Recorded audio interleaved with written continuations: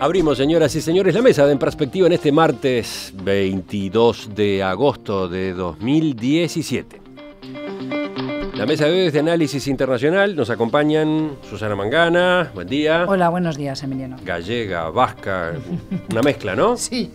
Leo Harari, que ya ha estado claro tantas veces con nosotros, buen día. Buenos días para todos. Gustavo Calvo, buen día. Buenos días, Emiliano, uruguayo. Uruguayo, es uruguayo. Y Leo también, supongo. Sí, señor. Ah, bueno. Leo también.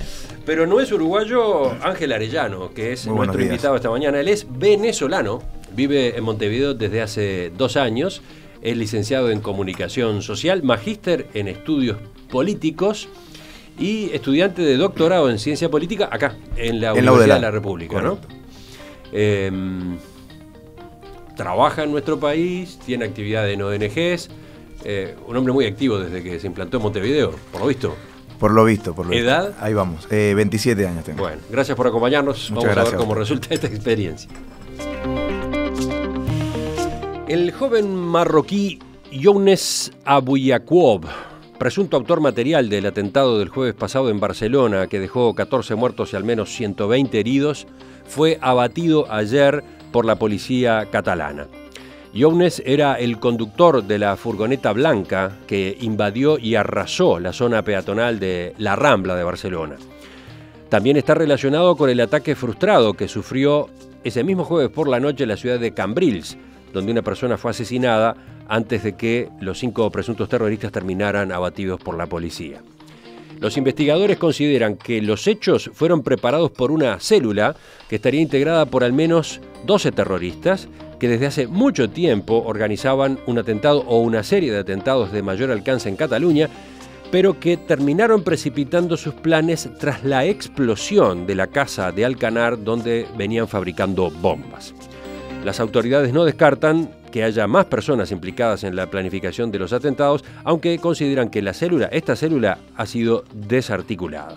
Ninguno de los implicados tenía antecedentes relacionados con el terrorismo yihadista. Entonces, ¿qué lecciones deja, qué conclusiones han podido sacar ustedes de estos hechos que recién ahora empiezan a estar un poco más claros? Supongo que Susana tiene mucho para decir. Sí, Vamos a empezar con una ronda rápida. Leo, Bueno. por tu lado. Es particularmente complicado porque ya empecé esta mañana peleándome con mi esposa cuando a la hora del café le pregunto qué diferencia hay entre las 15 mujeres que murieron en España en febrero de manos de maridos celosos o de novios despechados, o los 30 muertos en accidentes de tránsito que hay los fines de semana en España, o los 60 o 70 inmigrantes por día que caen de los barcos o los tiran para abajo. ¿Por qué estos muertos tienen tanto impacto? Y me dijo, si hablas de eso, ¿quién sabe nada? Te vas a meter en líos, no lleva a nada. De manera que no voy a hablar de eso. Pero me parece que es una reflexión para hacer.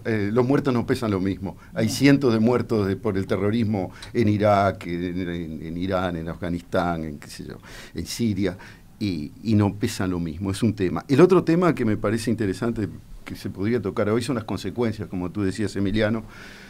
En octubre va a haber un referéndum unilateral en Cataluña sobre la independencia, y vimos que tanto el rey como Rajoy fueron, y de manera muy fría, pero estuvieron ahí porque no les quedaba más remedio. Todo eso va a tener consecuencias también. Se dio la convivencia entre las autoridades del Reino de España y las autoridades catalanas. Sí. Y ahora empieza el aprovechamiento político esto, diciendo, Cataluña es débil frente al terrorismo en comparación con el Estado español, y los mozos de cuadra no es lo mismo. Que analicemos las consecuencias a nivel doméstico.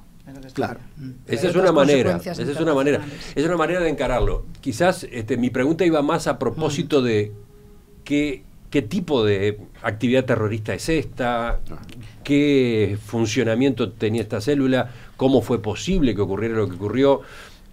Yo iba pidiéndole conclusiones de ese estilo. A ver, Susana.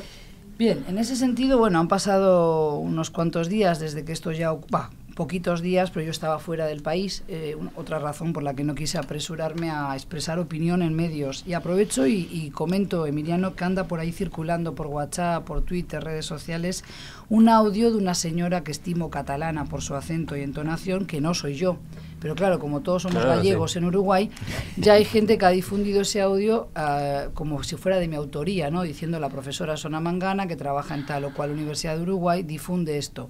No soy yo, lo digo para que todo el mundo que haya llegado a ese audio sepa que no me expreso ni en ese tono ni de esa forma agresiva, y tampoco utilizaría las redes sociales para hacer los comentarios. Sí tengo otros espacios como es este en la radio contigo y por supuesto en las clases donde ejerzo la docencia. Primero, yo creo que hay un análisis pertinente en cuanto a los sucesos de Barcelona, porque para aquellos que nos dedicamos al seguimiento del fenómeno que llamamos terrorismo de base islamista, porque sería erróneo decir terrorismo islámico, igual que no hablábamos de terrorismo irlandés, terrorismo católico en la ETA, también tenemos que ser muchísimo más precisos en los términos. Coincido contigo, el precio del cadáver no es el mismo en el mercado según el color de la piel, y eso luego tendremos espacio, si acaso, para hablar otra vez de algo que te involucra, Gustavo, en el análisis de Trump y el fenómeno de los discursos en blanco y negro, ¿no? Volvemos a vivir etapas donde el racismo se hace presente de manera muy grosera, muy grave, y en América Latina no estamos tampoco ajenos a esta problemática. Menos después de venir de México, ves cómo se trata este tema, el tema de los soñadores, los dreamers, los centroamericanos que quedan varados también en México intentando cruzar, etcétera. Pero volviendo a Barcelona. Volviendo a Barcelona, hemos visto que hay un cambio de perfil, quizás para algunos es mínimo, pero estos detalles importan en el combate a la radicalización de los jóvenes en Europa y en Occidente en general. Hay un cambio en el perfil del yihadista, de ese que decimos que es una persona susceptible de sufrir un proceso de radicalización y enajenación de su entorno y de la sociedad. Son mucho más jóvenes, si se quiere, por lo menos 4 años más jóvenes de lo que veníamos apreciando desde el 2001 hasta la fecha. Entonces yo creo que en los últimos 3-4 años en España lo que ya tenemos es un 57% de los yihadistas aprehendidos, arrestados, ya pertenecen a lo que conocemos en la jerga como yihadismo home ground, o sea, es un yihadismo nacional, son personas que ya nacieron en España, en territorio español, europeo, y eso es el primero de los bulos y mitos que hoy quiero derrumbar. Hay gente que dice, vienen de afuera para matarnos, vienen de afuera para dividirnos. Señores, no vienen de afuera. La triste noticia, si acaso, es que están dentro, son europeos, les asisten derechos y obligaciones.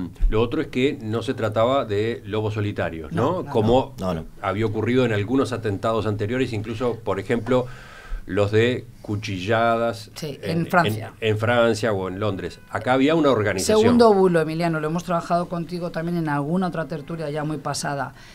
Alguien puede cometer un acto vil de este tipo, él solo decidir hacerlo, pero hay un lobo solitario porque hay una manada que lo sustenta, hay una manada que vitorea, una manada que festeja que finalmente haya un acto de violencia de este tipo, no sea musulmán u otro el que lo perpetra. Así sea virtual. Así sea virtual, por eso. Entonces siempre hay una manada que sostiene, y es ahí donde vuelvo otra vez con el peligro de los... Porque aquí hay lecturas para hacer, yo le llamo depurar responsabilidades, Emiliano, y de eso quiero hablar hoy, porque realmente no da espacio en los 3.500 caracteres a los que puedo tener acceso en cualquier diario de plaza, no me permite explicar que hay muchas responsabilidades a depurar, porque si cargamos las tintas solo contra el colectivo musulmán, estamos haciendo una racialización o esencialización del problema, es decir, otorgando, confiriendo, como si por ADN nacieran con un tipo de incapacidad para adaptarse a Occidente, y eso no es real, y eso hay que evitar hacerlo, que es lo que se está empezando a consumir también en los medios de Latinoamérica, medios de prensa, que replican o de alguna manera reproducen estos estigmas y estereotipos que ya hace demasiadas décadas que han dividido a Occidente y el Oriente musulmán. Seguimos. ¿Quién va ahora? ¿Gustavo? Sí, digamos más que las consecuencias, Emiliano, si me permitís la desviación. No, consecuencias no, conclusiones. Yo lo que pedía era conclusiones. Creo que las conclusiones de esto nos llevan en realidad a las causas. Es decir, ¿por qué suceden estas cosas? Esto de la yihad, a mí se me hace un poco como las carreras de postas de 4%, ¿no? Es decir, una organización toma la palabrita, es aislada económicamente, derrotada militarmente, y de sus cenizas nace otra que vuelve a tomar el testigo y seguir la carrera. O sea, entonces la yihad se está empezando a transformar, Susana me corregirá por supuesto, en lo peor que podría transformarse, una excusa para una herramienta militar. Entonces, generación tras generación estamos viendo que la palabra vuelve a ser usada, vuelve a ser malinterpretada, vuelve a ser generalizada en el colectivo musulmán, y vuelve a generarse todo un trabajo de recolección de datos, de inteligencia, y además, lo más importante, de captura de estos chicos a quienes se les lava la cabeza. Ahora, estos chicos, dice Susana, son europeos, ya no son inmigrantes. En general tienen lazos con los inmigrantes en su gran mayoría, y yo creo que el tema de la inmigración en Europa tiene que ver. No la culpabilizo, lo que sí digo es que Europa de alguna manera abrió sus puertas a la inmigración y sus sistemas sociales se vieron desbordados de tal manera que no logró generar espacios de convivencia para esa gente que llegaba. Esta tesis yo la vengo sosteniendo ya desde hace tiempo, y lo que yo veo es que los inmigrantes terminan en guetos, las segundas o terceras generaciones terminan resentidas contra un país que les dio asilo pero no les dio soluciones. Sus lazos con los países de origen terminan siendo permanentes quejas sobre el sistema, terminan siendo, perdón por la palabrita Susana, antisistemas en ese sentido, es decir, resentidos con el lugar en donde están viviendo, y termina siendo entonces materia prima fácil para el reclutamiento de este tipo de organizaciones, que lo vamos a seguir viendo acá, lo vamos a seguir viendo en otras situaciones geográficas, y ojo, y cuidado, no estamos exentos en Latinoamérica de verlo. Y entran en juego, por lo menos en este caso, figuras como el imán, ¿no? Claro, pero... Un imán. El imán de esa población de Ripoll era aparentemente el instigador, el necesario líder de grupo alfa en cualquier manada, como decía Susana. Sí, yo quería comentar algo. Yo no sé, con lo que comenta usted, sobre si se les lava la cabeza a los chicos. Yo no sé si capaz esa línea se pudiera introducir en esto. Porque, a ver... Hay un vehículo que se está utilizando para reclutar a toda esta manada de jóvenes que se están incluyendo en estos núcleos extremistas, y que es el Internet, que son las redes sociales, y que creo que la autoridad española ha puesto mucho acento luego de la tragedia en Barcelona en decir, bueno, después del ataque en Madrid en marzo, las cosas que han venido sucediendo durante tantos años son minúsculas a lo que ha pasado en otros países.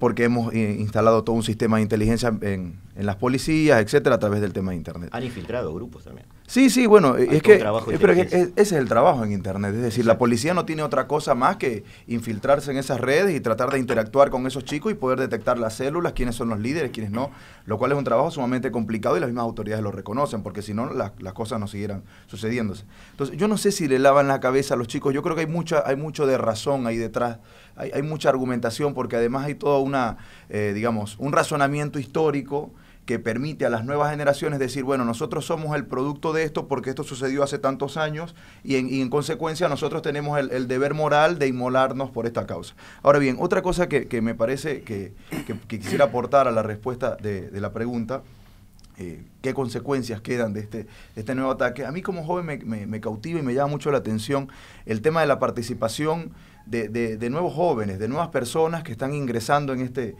este mundo del terrorismo, pero sobre todo hay dos cosas que me preocuparon. La primera, la autoridad de la policía catalana dice, no prevemos otros ataques, es decir, como ensayando una posición de autoridad ante la crisis, diciendo, bueno, aquí no va a pasar nada más, probablemente no suceda otra situación de esta misma característica, lo tenemos controlado. Yo no sé si están así. Y lo otro que me llama la atención, que comulga con otros atentados que se han visto, es la puesta en escena de estos atentados dista mucho de lo que pasaba algunos años antes con respecto a los atentados que se podían ver en alguna embajada o algún avión que lo siniestraron. Es o algún terrorismo atentado low cost. Correcto. Esto es un poco más, si nos ponemos a ver en el papel, la puesta en escena de esto es mucho más sencilla. O sea, una persona que toma un auto, que atropella durante 500 metros a no sé cuántas personas, de las cuales muchas resultan heridas, otras no. Y bueno, cuando tú ves en la síntesis de los heridos, hay de todo. Hay un chico de 3 años, hay otro de 16, otro de 17, hay otros mayores, de varias nacionalidades. Víctimas. Correcto. Pero entonces, es que ese es el objetivo, correcto, ¿no? Ese es el objetivo. Correcto, pero yo veo una puesta en escena que precisa mucho menos logística, sí, y que hace que el golpe sea mucho más efectivo y mucho más sencillo de implementar. Y más difícil de prevenir. Correcto, entonces yo creo que eso es un tema que se desprende de esto, al cual deberían ser... Pero quiero agregar un matiz ahí. Este operativo no fue tan simple, ¿eh? No era solamente la camioneta llevándose gente por delante. Tuvieron que adelantar la operación porque la explosión del apartamento... Estaban preparando algo más gordo por la vía de bombas, explosiones, sí, ¿no? Hay por eso pasó lo que pasó en esa casa unas horas antes, el miércoles, ¿no? Siguiendo con la argumentación, yo ahora te cedo la palabra, Leo, pero es que si no me la atraganto, ya sabes que después se nos van los tiempos. Hay pocas mujeres en la mesa, pueden tener más tiempo. En todo caso, sí le concedo a Ángel que pudieron de todos modos ejecutar un atentado terrorista de manera simple cuando lo otro les falló. Correcto. Cuando el operativo más complejo se les cayó, agarraron la camioneta y barrieron gente en las Ramblas, ¿no? Lo primero que creo que matizar es que no es sencilla la tarea hay que complejizar el fenómeno, porque si no, lo fácil es, y lo que luego encontramos en las redes sociales, la expresión ciudadana, porque no todos los ciudadanos, ni en España ni en Uruguay, tienen por qué salir a la calle todos los días con una pancarta diciendo vamos a resistir, no tengo miedo. No, es genuino tener miedo, es genuino tener bronca, es genuino tener rabia, pero después hay que ir un pasito más allá y complejizar el problema. Entonces, primero, como ya hemos dicho antes de entrar aquí a la mesa, no son personas antisistema. Justamente lo que hemos visto con el atentado de Barcelona es que cada vez son más jóvenes, son jóvenes ya de segunda y tercera, en este caso tercera generación, personas que ya estaban aparentemente, por lo menos en la fachada, integrados a una escuela, integrados a una vida donde había amigos, donde había una cotidianeidad de lo más normal para los ciudadanos y habitantes de Ripoll, de esa localidad donde estaba concentrada la cédula, liderada por un imán marroquí joven. Y esto lo primero que hay que introducir, que es un matiz que no suele estar presente en los medios aquí en Uruguay, es que cuando tú decías, acaban siendo objeto de guetización, ¿no? Viven en guetos. Sí. Muchas veces se critica a la Unión Europea, y yo la primera, por las fallidas políticas de integración social de los inmigrantes, pero realmente si uno empieza a estudiar la maraña de leyes que se han llevado adelante y de políticas sociales, educativas, de integración incluso al espacio de salud, a la convivencia armónica, son muchísimas, Gustavo. Se podrá mejorar, se podrá matizar, pero hay un problema. También buena parte de la sociedad europea no ha querido integrar a estas personas. Sí, aparentemente están integrados porque concurren a las escuelas, tienen una educación secundaria, pero como te dicen algunos de estos jóvenes, las chicas no quieren ser mi novia porque sigo siendo el moro. Y eso nos enfrenta a la cruda realidad de la cual tampoco escapamos en Latinoamérica, que es cómo trabajamos la alteridad, el aceptar al otro en tanto que diferente en su color de piel, en su confesión de fe. Ni Europa, y mucho menos también aquí en Latinoamérica, hoy en Uruguay, está preparada para debatir sobre lo religioso, sobre el hecho religioso en el espacio público. Es que de eso hablaba yo, Susana. A ver, Gustavo. ¿Sí? De eso hablaba yo. Es decir, cuando yo decía que de alguna manera Europa había fallado, no quise decir que no tuvo la intención de hacer bien las cosas, no quise decir que no quiso legislar. Lo que quise decir es que su estructura social no le permitió generar espacios de convivencia con esa gente que venía. ¿Qué pasa? Hay algo que parece mínimo, pero es muy relevante. No es lo mismo que vengan 5.000 inmigrantes a que vengan 100.000. No, claro. No es lo mismo. Cuando hablamos aquí en una mesa sobre Macron y sobre el 30% que tenía Francia de desocupación y un montón de problemas sociales que tenía, uno de los problemas que tenía Francia es que se instalaban campamentos de refugiados de 50.000 personas al lado de pueblos de 30.000 habitantes. Entonces, ese tipo de cosas son fallas, por más buena intención que tengas. Entonces, de alguna manera, más que hablar de la yihad, tenemos que hablar de qué cosas facilitan la yihad. Entonces, nunca llegamos a ese tipo de discusión, a ningún Por nivel. eso yo quiero llegar. Ese es el tema. Hay muchos interesados en hablar y el tiempo se complica. A ver, vamos con Leo. Lo único que me... evidentemente no lo vamos a agotar el tema, pero quizás le dediquemos más tiempo del que teníamos previsto. Vamos a seguir. Yo creo que hay que hacer un poco el zoom para atrás. Es la historia de Europa lo que se está jugando aquí. La Europa de las cruzadas, la Europa imperial, la Europa que usó negros y moros para hacer la guerra en vez de dejar a sus hijos para que vayan a hacerla. Es la guerra es la Europa que explotó todo lo que pudo y que son viejos ¿Es un choque de civilizaciones? No, no es un choque de civilizaciones. Es el eco, el retorno de 10 siglos de historia. Entonces, tampoco es que se integran de la noche a la mañana. No. A mí me pasó como Ángel, llegando a un país que no era el mío, Francia, de ir a alquilar, y me dijeron, no, yo prefiero no alquilárselo a un extranjero. Y ya está, con eso tuviste tu dosis de humillación para mucho tiempo. Tu dosis histórica. Y estás recibiendo todo eso, ¿por qué? Porque somos superiores, porque hemos sido el gran imperio, porque Napoleón o lo que fuera. Perdón, termino para que no quede la cosa. Yo estoy muy agradecido, Francia, que me dio muchas cosas. Otro matiz. No hay que olvidar que también hay gobiernos, por ejemplo, no es casualidad que esta célula de Ripoll estaba integrada por marroquíes. Ya se sabe que el fenómeno de la inmigración en Europa es prácticamente en su mayor totalidad, son magrebíes, sobre todo de Marruecos, de Argelia y de Túnez. Pero a ver, en este caso de los marroquíes, el gobierno marroquí hasta hoy día tiene toda una arquitectura diseñada para tener lo que llamamos en la jerga académica políticas de diáspora. Es decir, Marruecos no quiere no quiere soltar la mano a sus ciudadanos en Europa, en Francia. ¿Por qué? Porque depende de ellos para las vitales remesas de dinero que van a su balanza de pagos. Entonces ellos no permiten tampoco la integración. Recuerda que tú eres marroquí, todo bien, pero tú tienes que aportar a tu país, que sigue siendo Marruecos. Por eso es que hay toda una política educativa religiosa del Islam en Europa diseñada a partir de una confección de esos proyectos con Marruecos. Y es ahí donde también habrá que ahora enfrentarse a la cruda realidad. Hace años que un clérigo como Tarek Ramadán viene exigiendo a la Unión Europea que haya imanes, claro, pero que haya imanes formados en Europa. Basta ya de importar imanes que vienen de Marruecos con la cabeza montada en Marruecos y viven en Cataluña con la realidad catalana. Entonces esas políticas de diáspora no permiten que el marroquí se sienta español, pero ¿por qué? Porque también a España le ha convenido, como a Francia, que tampoco se integren totalmente, porque así no tiene que hacerse cargo de esos ciudadanos que son millones. Estamos hablando que solamente en Cataluña hay 400.000 musulmanes, la inmensa mayoría son marroquíes. Ángel, cerramos contigo esta primera ronda en el tema. No, que quería redondear un poco lo primero que había matizado y más bien esta discusión lo que hace de alguna manera darme ese apoyo es que todo ese debate histórico, como introdujo el caballero acá hace apenas unos minutos. Todo ese debate histórico se ve permanentemente en las redes sociales y como comentaba la profesora, que lo charlábamos antes de entrar a la entrevista, ese debate histórico tiene de alguna manera un sustrato positivo, un sustrato negativo en las redes sociales, es decir, hay mucha intervención de esto, mucha gente echa de mano de esto en las redes sociales y eso permite que de alguna manera más personas puedan tener un criterio más deformado sobre eso.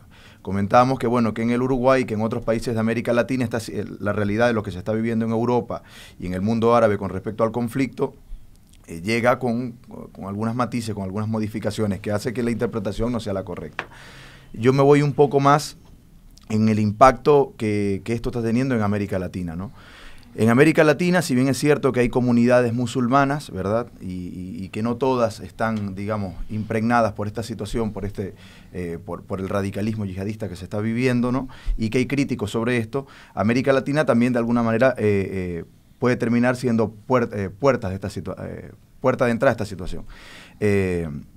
El caso de Venezuela, puntualmente, donde hay células terroristas funcionando y operando y que pocos medios internacionales le han dado de alguna manera cierta vistosidad y sobre todo con la situación nacional que se ha visto con la prensa y la poca, digamos, la poca difusión que hay interna, no permite de alguna manera difundir lo que se está viviendo ahí.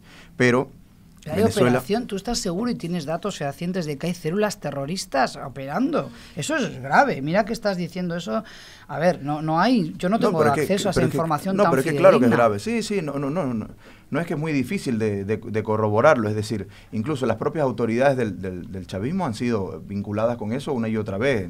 En la propia prensa ha aparecido. Sí, pero en la prensa que aparezca no quiere decir que se dé. O sea, hay que tener un trabajo de campo de etnografía y antropología un poquito más profundo. Porque si no estás lanzando un bulo importante sin dar matices, ¿no? Me parece. Completamos ese planteo y cerramos este bloque, a ver. Sí, es decir, en América Latina estas situaciones se pueden ver, ¿verdad? Se pueden ver y me parece que es una preocupación que está presente.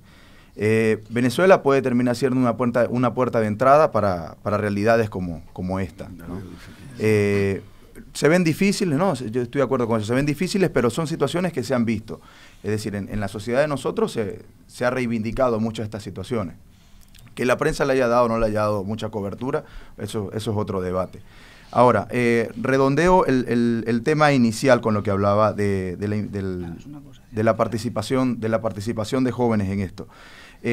Llama profundamente la atención que cada vez más sean nuevas generaciones las que estén participando ahí, que son generaciones nacidas en sus países donde están sucediendo estos eventos, y que poco a poco más a través de las redes sociales se siguen operativizando estas situaciones. Sobre el tema de América Latina lo podemos conversar en otro momento sin ningún problema.